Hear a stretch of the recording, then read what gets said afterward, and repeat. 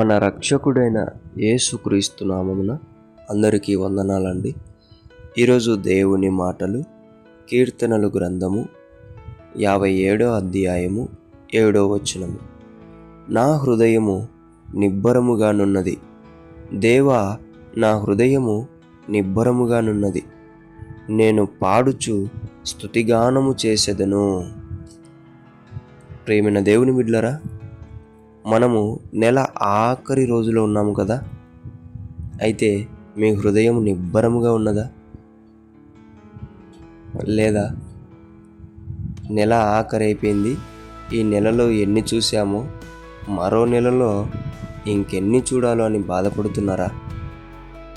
లేదంటే నెల అయిపోయింది, నెల ప్రారంభమవుతుంది, ఎవరికి ఎంత కట్టాలో అని ఆలోచిస్తున్నారా? హృదయం నిబ్బరం లేకుండా చేసుకుంటున్నారు. దేవుని బిడ్డలారా, ఈ భక్తుడు చూడండి, హృదయం అంట నిబ్బరముగా ఉన్నదంట. కారణం దేవుని స్తుతించేవాడు కాబట్టి. ప్రియ దేవుని బిడ్డ, నెల ఆఖరి రోజు దేవుని నువ్వు సంతోషంగా స్తుతించు, ఆనందంగా గంతులు వేయి దేవుని సన్నిధిలో.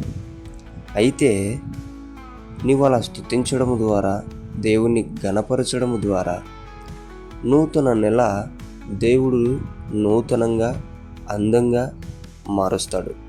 ఆమెన్. దేవుని బిడ్డలారా, దేవుని స్తుతిస్తారు కదా, మర్చిపోకండి.